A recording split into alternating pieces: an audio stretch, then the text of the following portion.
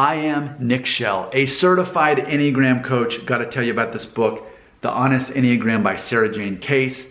I've read this book, I've studied it. I almost like reread it every day in some sense because that's how influential it's been for me to understand Enneagram on a deeper level as a certified Enneagram coach. So if you want to buy it off Amazon, you can. There's a link right there. I'm making it easy for you. Also, if you'd like to become certified like I am, you can do that. There's a link right there. You can learn more about that. Or you're like, whoa, Nick, slow down. I don't even know what my Enneagram is. Like, I don't even understand it. Well, that's okay. You can take a test for free. It takes about 10 minutes. There's a link right there and you can get it figured out. All right, here's what the video is about. I am one of the most loyal people you know. And maybe you don't know me. Maybe you never will know me and you're just in England watching my video for all I know. I don't know. Whether you'll ever meet me or not, just know I am one of the most loyal people that you know. And that's an Enneagram 6 thing. You know, what ultimately is Enneagram 6? It's a person who maybe secretly, in my case, secretly or not, lives in constant anxiety about what might go wrong. They're always trying to prepare for what might go wrong. They're great problem solvers. They're very skeptical because of so many things that could go wrong.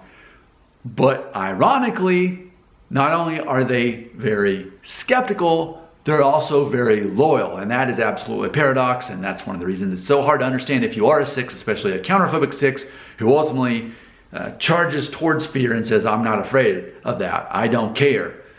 Ultimately, we do care and we are afraid, but we don't act like it and we face our fear. So that's me being a counterphobic 6, wing 7. So let's talk about this loyalty thing. This was something that helped me understand that I was an Enneagram 6. I mean, for so long, I thought I was an 8 wing 7 or a 7 wing 8.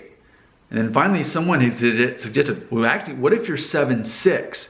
Because they're very loyal people.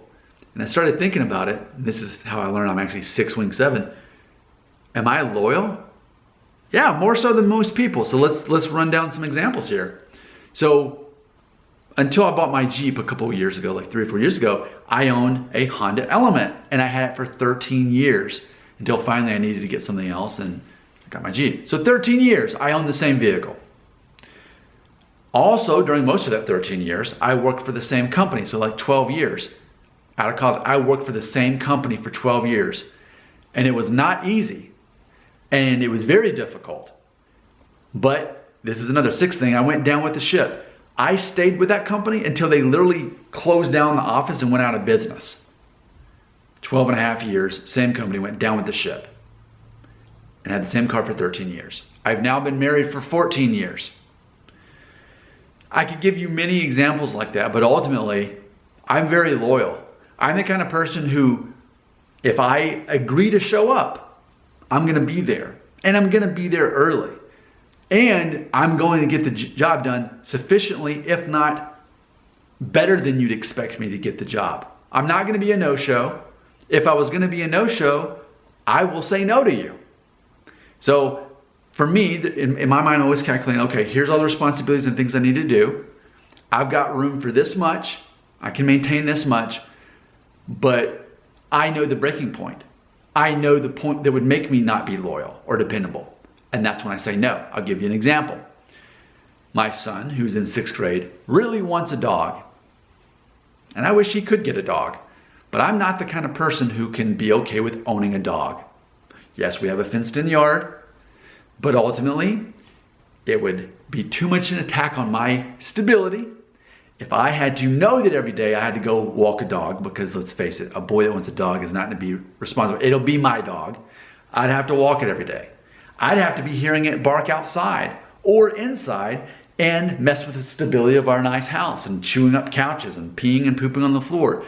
I can't handle that. That's too much an attack on my stability for us to own a dog in this house. That's a place where I have to say no. Another story that actually is related to my son. A couple years ago, he wanted to go to this meeting about becoming a Cub Scout, which I was a Cub Scout for like 5 years.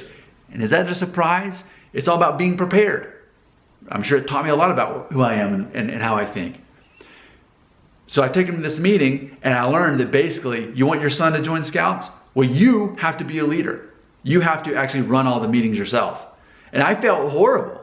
But I told my son, I don't have what it takes. I don't have the schedule and the freedom and the bandwidth to be able to do that. I'm sorry. And I felt horrible, but I did the right thing in telling him, no, I can't do that. And no, I can't do that. I can do a lot of things. I can be present. I can be very involved in his life. We can go on fun vacations and go on hikes and do all kinds of fun, exciting stuff. But I know that being a scout leader is too much. I know that owning a dog as a pet is too much. I'm very committed to the things I say yes to. And anything beyond that's too much, I'm going to say no, especially as a counterphobic 6. I know that's a threat, and no, I'm not going to do it. So, if you know a person who has been married a long time, worked the same job a long time, and owned the same car for many years as well, there's a good chance that that person is a 6. If they actually operate out of anxiety, that the world's constantly changing and there's not much stability in it, so they want to be the stability that they wish to see in the world. And that's why they work at the same company for over a decade and own the same car for a decade and are married to the same person for a decade. That's why. Enneagram 6. Your thoughts, beliefs, and comments belong.